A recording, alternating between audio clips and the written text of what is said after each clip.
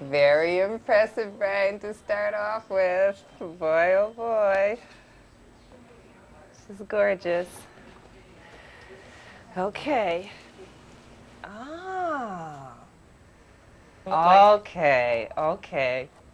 I showed the sales blade to my Writers Guild last night. And Everybody loved it, and of course, Catherine's foot was just jumped out of the Xerox. I mean, you know, it's wonderful.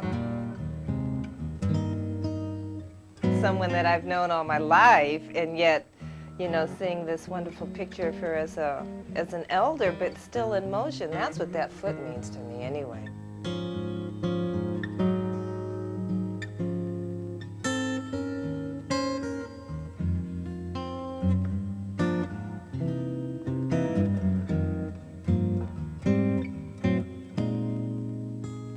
You're looking for that one photograph, that one that can stand the test of time.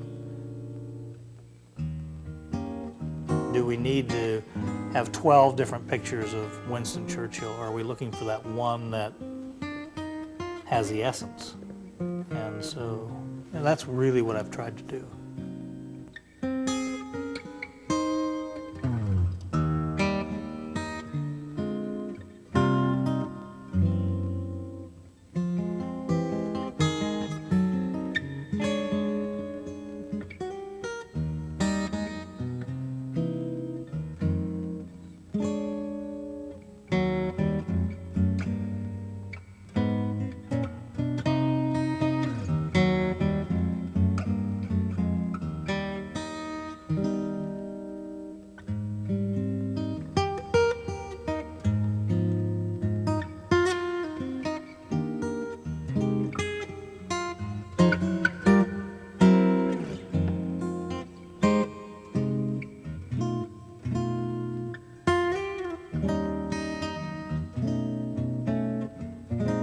There are probably lots of different reasons, but if I try to pinpoint why this project, why these black women, it comes down basically to three people.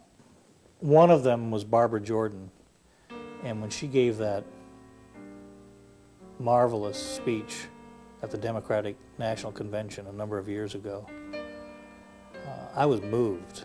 And I was basically overwhelmed as well. And I remember coming away saying, gee, why isn't she running for president? This is the person I'd like to vote for. She's the one I'd like to have in the White House.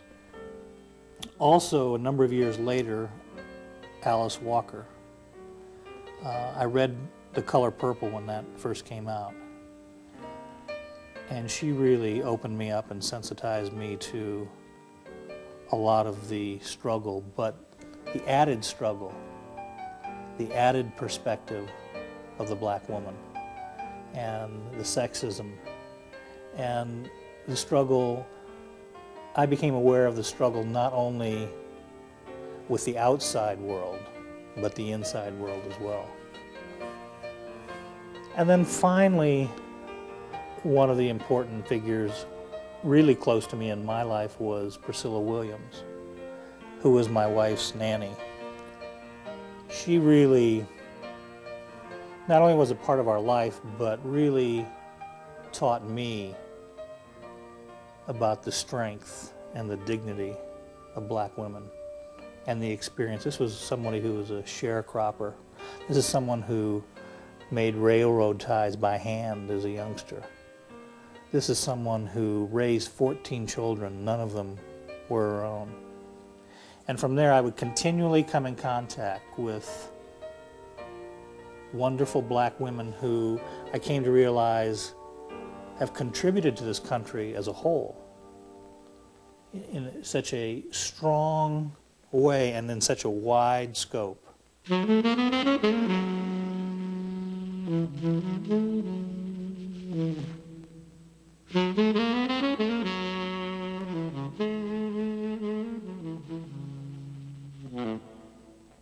I felt the need historically to put something together that this would be taking my craft or gift or whatever and utilizing it for something that could serve somebody else could serve. Historically, 50 years from now, you could go to a library when a lot of these people weren't here and open up a book and get a bit of a sense of what these people were all about and their strengths and what they contributed.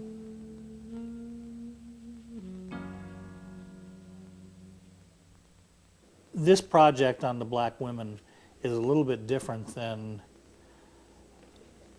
my earlier training. In particular for newspapers, if you went out to do an in-depth story on someone, photographically you were covering all different aspects of their life. Seldom, at least I've had the good fortune of working on newspapers, that seldom were they just looking for one photograph or looking for a mug shot or something like that. In magazine work, it changed a little bit. It evolved a little bit to where often they were looking for that one telling portrait. So it was a good progression, and it moved well for me to then go into a project where it was more important than ever, in my mind, to have that one important photograph that got close to that individual and summed up that individual. Yeah, I relaxed then. Okay, now stay leaning out like that, okay? I like that lean. Stay right there. And turn your head. It probably starts with a little bit of a selfish note. And journalism has always been a wonderful device or vehicle for Right in the camera. meeting people that Nice. Let me just move in just a little closer. you would like to meet, people that you think are important. And one of the things that was different, I think, about what happened for me or my experience in freelance photography was, because of my background, I was continually suggesting story ideas. I was not just going out on a story that someone called me up and said, hello, we're doing a story on such and such a person, can you go? I was going to them with story ideas, saying, for instance, yes, the Summer Olympics are coming up in Los Angeles, but there was a Summer Olympics before, 50 years ago, or 51 years ago. So I'd like to go back and find living gold medal winners from around the world and photograph them and interview them and get some quotes from them. So, and sure, they were saying fine. So they were taking my ideas and giving me the freedom to go work on these. So it was not real unusual for me then to, once I decided that this project was important, it was not unusual for me to try and make it come to life. I'd like to ask a little bit about poetry and what influence your family had on your becoming a poet. When I was 12 and a half, my father gave me a date book to keep my poems together. He told my mother it was just a puberty urge and not to get excited. She didn't have a genius on her hands. But when I was 18 and at the end of my junior year at Northwestern, I had written, I had covered every page in that date book. I had 365 poems. And I asked him, did he still think it was a puberty urge? He laughed and said, no, I guess you'll be writing poetry as long as you live.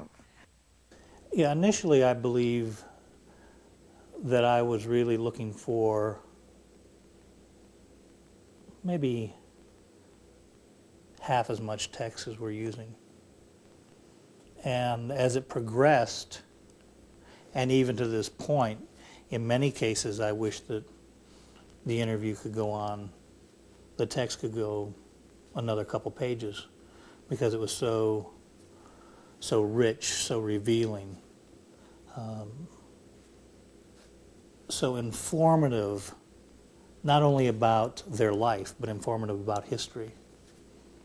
They made sure that my husband and I didn't get a job. Besides denying you employment, did they threaten your life as well?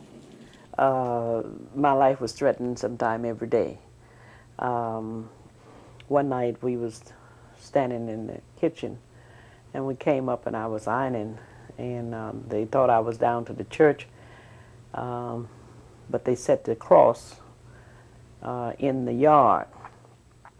And a friend of mine's at that time, Corrine, and I, we hit the floor. Whenever the cross, when they set the cross, you hit the floor because the shooting is next. We was on the floor with the phone, and I was trying to dial, you know, I was making a report to the FBI, and he says, how tall is the cross?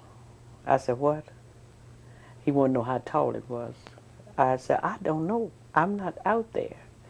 And he said, well, do you have a gunny sack? I said, what? A gunny sack. Then he gave me a description of a gunny sack. I'm laying on the floor, don't know whether I'm going to live or die, but I'm hearing that a description of a gunny sack told me to wrap the cross, go out and wrap the cross up until they get there. Yeah, just relax it. That's nice. That's nice. Just a little quieter, a little more contemplative, if you would. Forget I'm here. Let me have that smile when they elected you mayor. What'd you look like then? Come on, you had a bigger smile than that. That's nice. Now that's a mayor who just got elected right there, I'll tell you. Not everybody has a great deal of imagination, even in the business that we're in. They don't want to imagine what this project could look like. They want to see what this thing could look like. They want to see it in a photograph. They want to see it in text. So I knew that there would be an investment of time to go out and produce a certain body of work. And then that body of work is what was really going to move it into book publishing. That's what was going to open the door for a publisher. That's what was going to open the door at the museum. My initial thought was to go to a magazine and interest them in the story in a very condensed form. So I went to Life magazine and suggested the piece to them. They were interested for a few days, and the next thing I knew, it was really being altered and twisted and turned, and my idea was not their idea anymore. And I remember talking to a writer there who was a friend of mine who was proposing the story for me, and I said, just let it die. It's not going to be the same thing. And so I said, just don't say another word about it and I'll bet you it'll disappear. And it did. And so then I went and approached Rich Clarkson, who had contacts and could help me bring this about. Well, the reality of publishing today is, and the reality of a photographer working on a personal project, is things are so expensive that almost no publication, no magazine, no newspaper, no book publisher is really going to bankroll something that's going to take a long time or something that involves very much travel. There just isn't that kind of money out there. So at the point, then you look for corporate sponsorship to make projects happen. And the corporate sponsor has got to be a fit. They have to feel that this is a worthy project, it's artistic or journalistic, but it also is the kinds of things that their company is interested in and wants to support and wants to do.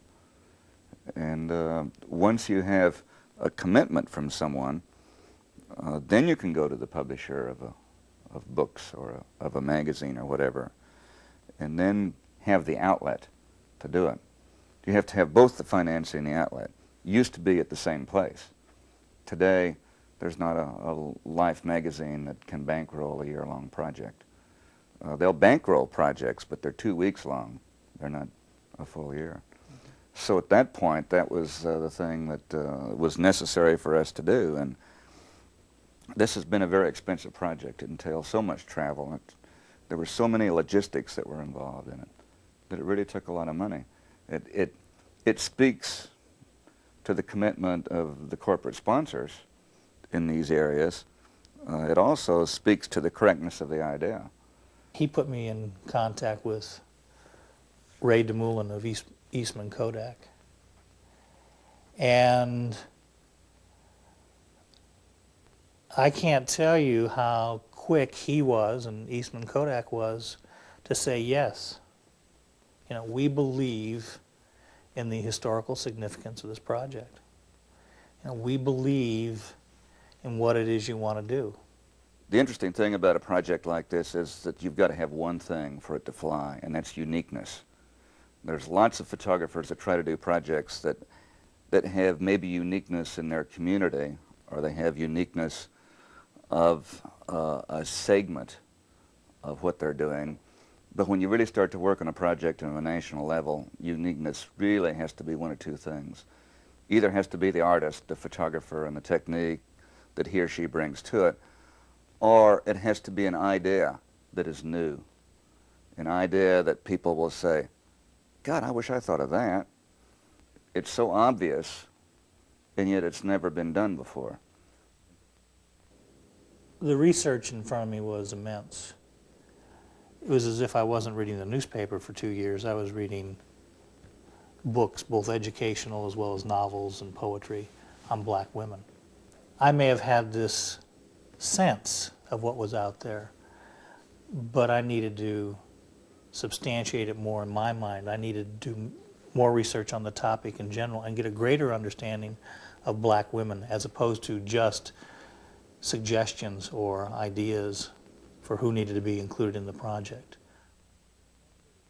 As far as the number to do, there's no right number. I thought that maybe 50 people would be about right, but maybe as many as 100. And the eventual number turned out to be 75.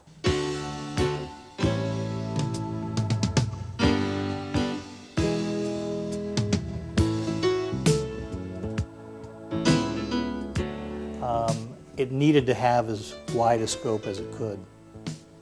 Politicians, writers, entertainers, athletes, scientists, doctors, what have you. And it also needed to have that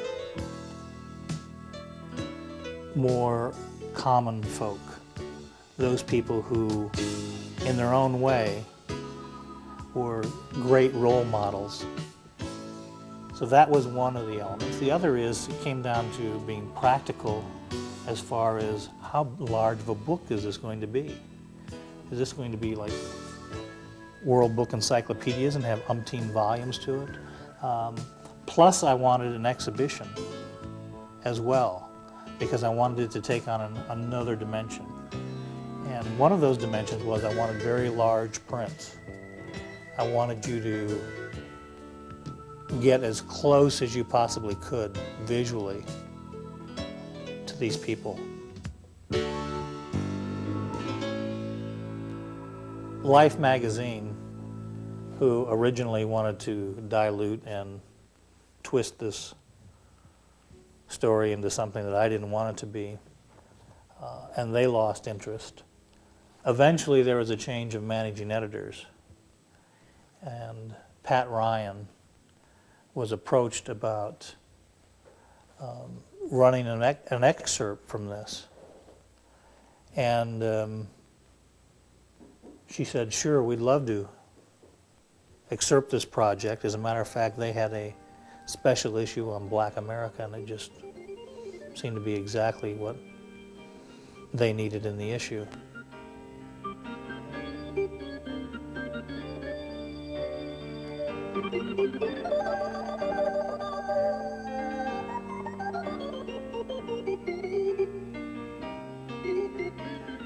And in lieu of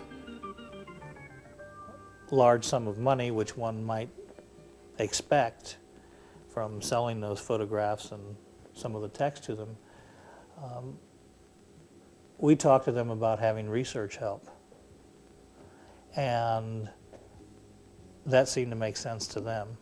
And they had Yvonne Easton on their staff, who worked in different capacities for them. And so she came on board to help me with research and contacting the different individuals. She was a godsend, absolutely. I just turned over my calendar to her. I said, here, you fill it in. What about Sarah Vaughan, who for months and months has not responded? Well, What's going on there? You've made dead, contact dead, again? dead, just like she died yesterday, you know. But what I'm going to do is this. I'm going to write her one of my famous letters, and I will enclose some photography of yours. And I think that we'll get a response from her. We're going to have Sarah Vaughan, because my words never fail. Like anything, there were frustrations. It was easy for me to feel that during a certain week that the project was threatened. If the schedule wasn't getting filled up properly, or if somebody was saying, no, we can't do it this month, you know, I'm thinking, oh, gee, you know, we're not going to be able to include this individual. The thing that really kept you going, though, was sitting in the living rooms, coming in contact with the people. Old habit. And do you think you will ever be able to change the minds and hearts of people?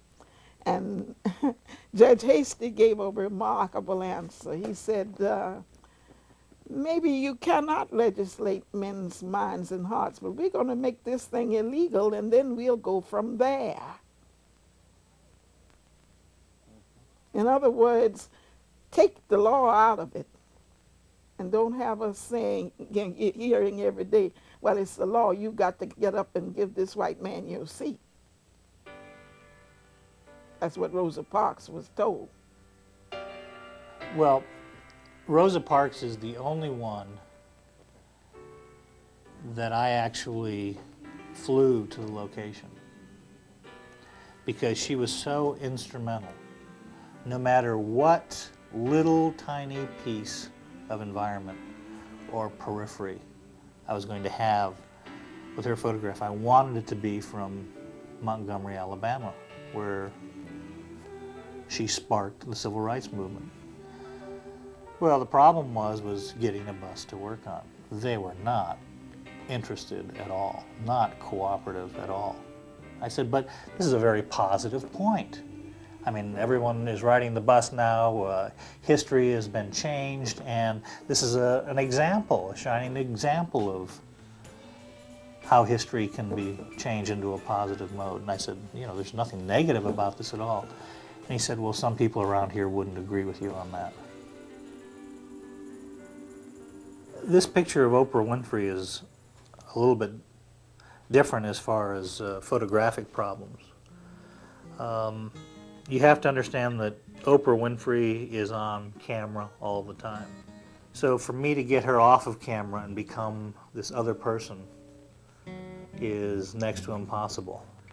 And sometimes you have to just look at what you have and what's obvious and say, go with it, run with it, and let it be different in that sense. Let it have this quality of, I'm aware the camera's there.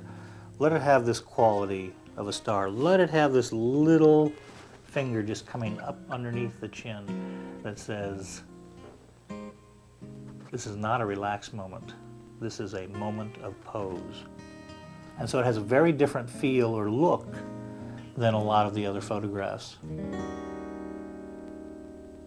The photograph of Septima Clark, which is the cover of the book, certainly is one of my favorites.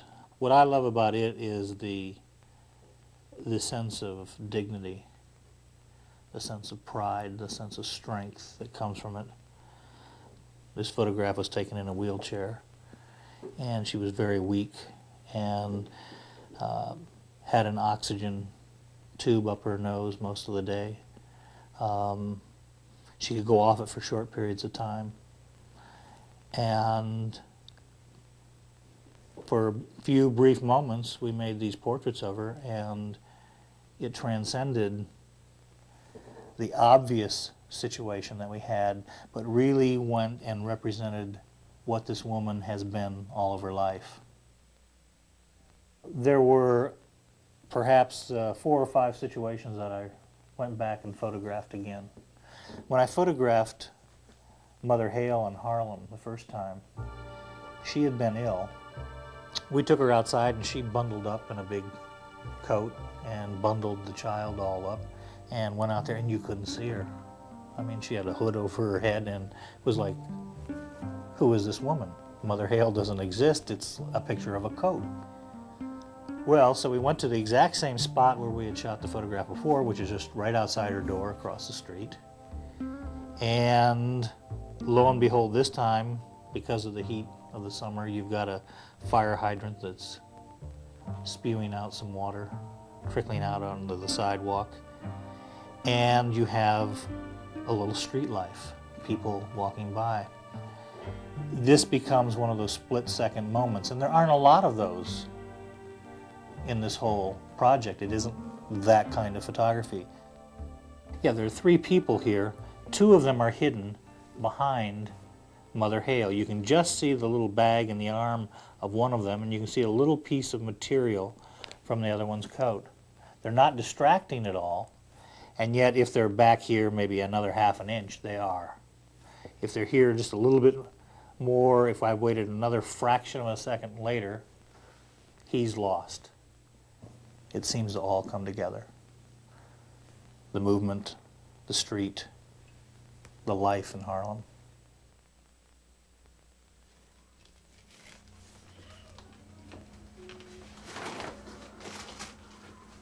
On the road, the assistant is the most important relationship you've got to worry about. The assistant is another set of eyes, another set of ears.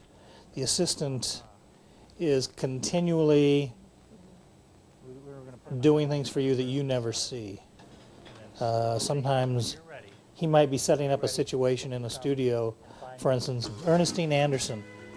Here's a jazz singer who I don't have the ability or the luxury to photograph her at the club where she's singing. That's going to be on the weekend. I've got to do her in the middle of the week. What do I do? Because that's what I wanted from this individual. So I basically turn it over to Neil and say, Neil, go. And so we recreated the jazz club, just in a smaller space where we could make this thing come to life and deal with this singer in a way that I felt was important. This is Ruby Dee, and I've got 10 minutes, literally 10 minutes to photograph Ruby Dee. And I don't think I would have made this photograph if it wasn't for Neil. Do you remember what you did? The shots we were doing outside were just weren't working. The best surface we could find was a blank wall, and things just weren't coming off. I'm pushing, trying to make that work a little better, and Neil comes up and whispers in my ear and he says, hey, there's a manhole cover that's steaming over here. You might want to try and put her on that. Terrific.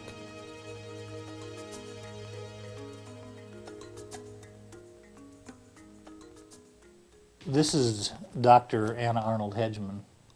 One of the problems that I continually faced,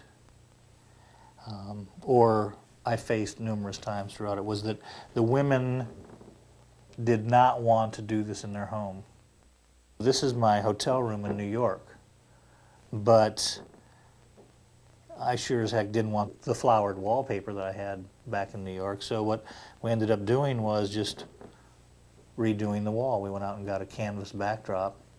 We didn't even drape it. I mean, we just decided we will change the wall so that periphery does not in any way distract from Dr. Anna Arnold Hedgeman. Another example of that is Althea Gibson. This is in a hotel room. We just used the hotel, come in with our lights and a drape, and looking for a very different look from Dr. Hedgeman. There we're just using it as if it's wallpaper. Here we're using it as part of the design and using it to reflect light and to create shadows. Give us shadows in which we can put a tennis racket to make that point a little subtler. I mean, I had one person say, well, why didn't you just have her hold it in her hands?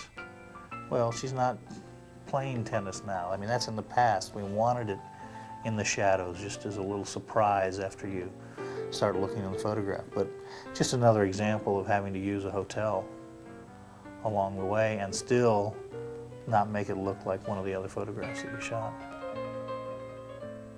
Sometimes it was a matter of turning the home into a quasi-studio. The photograph of Wilma Rudolph could have been done in a studio, but in fact was done in her home. And and that's sort of a preconceived idea. Sometimes you have that preconceived idea, sometimes you don't. I mean, I wanted that sense, I wanted that sculpture of her face, but I also wanted that touch of that sense of this woman coming out of the starting blocks, because that's what brought her to the forefront.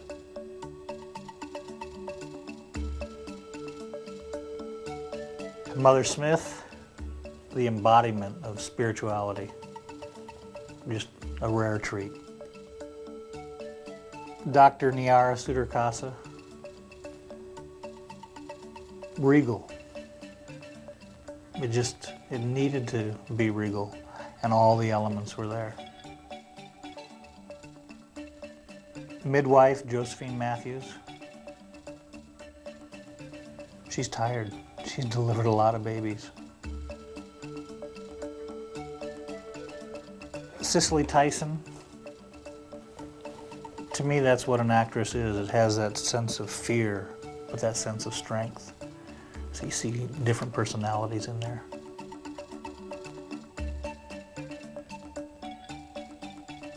Shirley Chisholm, courage. And she just happened to have a lion out in her front yard.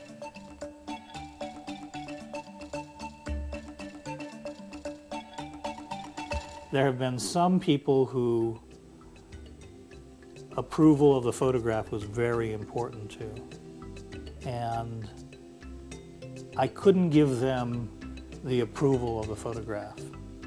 Then they become the photographer, they become the artist. And what I did do with a handful of individuals is I allowed them to look at, say, my final 6 selects.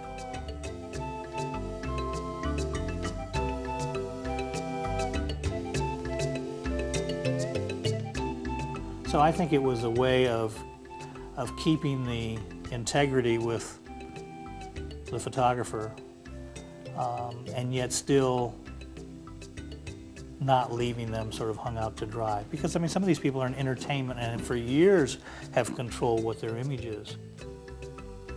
I also took photographs with me. I might have anywhere from 6 to 20 photographs that I'd already taken, so people would get an idea of what the integrity of the project was all about.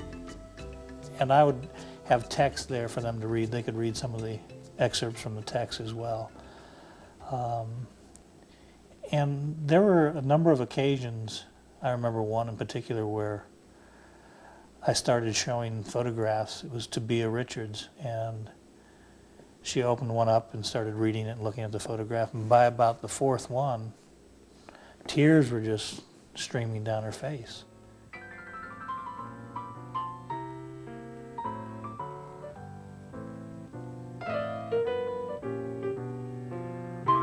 I think I had lots of responsibilities. I think the biggest responsibility that I had to the women was to be honest with them. And what I mean is that we all know that you can go into someone's life and you can interview them and you can photograph them and you can present it in such a way that it doesn't necessarily represent that individual. I've tried to, as much as I can, do everything right as far as being sensitive to history and the individual. One of the problems with doing an interview and just pulling excerpts from it is making it flow properly, making it read properly. Barbara Summers was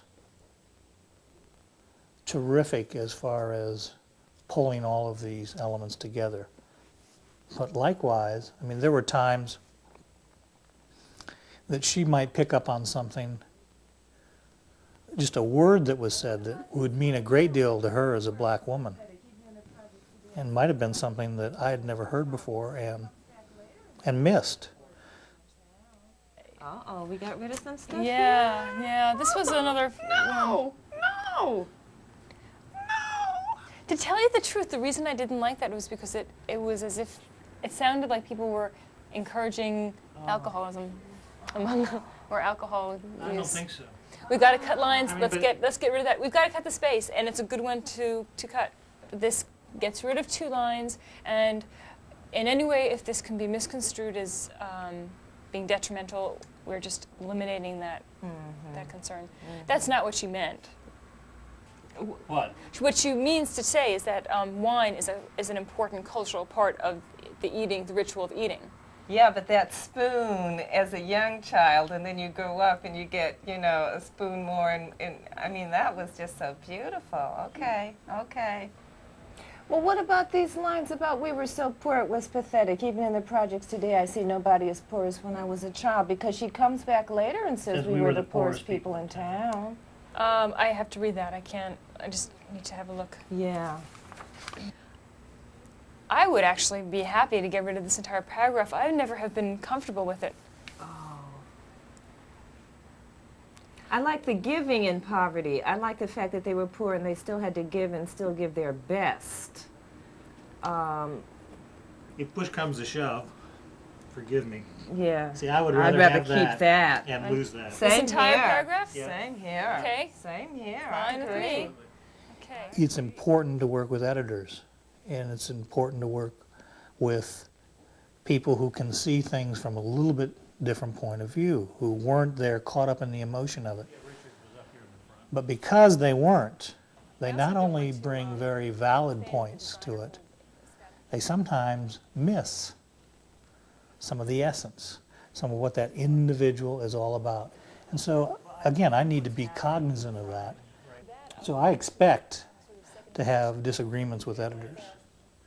I do believe they're very important. This time I'm not looking for editorial content at all. I'm just doing this from a visual point of view so I can see the rhythm and the kind of the music of the pictures. Gosh, I hope people don't look at the book that fast. They will. They'll look at it faster. I spent too many hours with these people to flip it that fast. Yeah. Well, it's hard, but you really, just doing this steadily, you get a sense of movement from a close-up to a more distant view, to people who are on the right, people who are on the left, positioning of the people within the frame. It moves really nicely. Brian, we did a good job. It's over that quick? That's it. 2 years that quick? Give me a break. Okay. It's really not the time to rest. The book's about done. But as you know, we go headlong into the exhibition now. Everyone at the Corcoran is now dedicated to making this work right. It was interesting when I first talked to Jane Livingston about this. I went to Jane and the Corcoran at the outset because I thought this really is a show that should open in Washington. And it's been interesting to me to watch how the scheduling of the whole exhibition began in the back rooms of the Corcoran, and as it's progressed, as she's seen more of the pictures, it keeps getting to the front rooms, and now it is the front rooms at the Corcoran. It's their very best display space, and they're now committed in a very major way. But at this point, then it's really up to us to make sure that this really clicks into place in a wonderful way. I really enjoyed seeing the 30 by 40s the other day in the lab. I mean, it takes on a whole new dimension. Isn't that wonderful in there? Well, that's really Well, look at the fabric. extraordinary. I mean, look at the fabric. Yes, you actually get the detail in the fabric. The stitching. Mm-hmm. That's Lots really, of silver in this one. that's really nice. Yeah, it's amazing. But I love the toning on it, the cooling. Yeah. That's nice because in the first prints I've seen, you've held a little more detail in the racket. It's just perfect. But you It's saw the a- 11 by 14. So Yeah. we were scared about reproduction. We Mhm. didn't want anything to be lost. See, I think maybe I should now take this one out just a little earlier. I mean, you may decide once this is dry that it's just a little too red, right? Well, why don't we do that so we have a range? I mean, I think it's gorgeous. Because I mean, if there's a print that you particularly like and you want it more toned, I can do that. I can put it back into the solutions. I can't. Reverse it. I can't. Well, you can by sort of hot wash. Apparently, I've never done it, but by hot washing it. But I'd rather undertone than overtone. And this one is quite pink already. It's quite religious in a way, isn't it? What I love is knowing that there's somebody back there while I'm out working who is not just pumping something out, but is putting his guts into it or his soul into it, just like I've been trying to do in the field. I mean, he doesn't want anything to go out of there that he doesn't think is just finite, just the best that he can do. And there's going to be some people in that opening, and some people that are going to look at that exhibition, and they'll know the difference. Oh, sure. They will know that this is very special. One of the great things I discovered, my great education in this whole project was, I really thought I was going out doing a Black history project. But I came away understanding fully, this is my history. This is American history. This is your history. It's not Black history, because we are all incredibly tied together as a country and historically as well. And we have been the beneficiaries of what all these great people have done.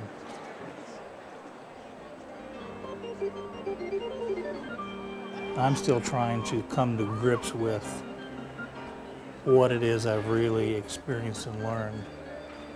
But it's as if my knowledge started out as if I were fumbling around with the earth in the garden. And now I sit back and I look and there are these huge trees growing there.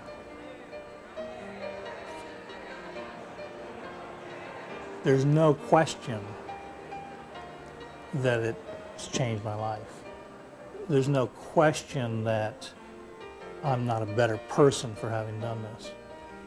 But I'm much better because I'm much more sensitive to everything that I do and how it affects people, because they've sat there and told me, this happened. This person in my life said these things, and that was important. So it's not just history you learn. It's much more than that.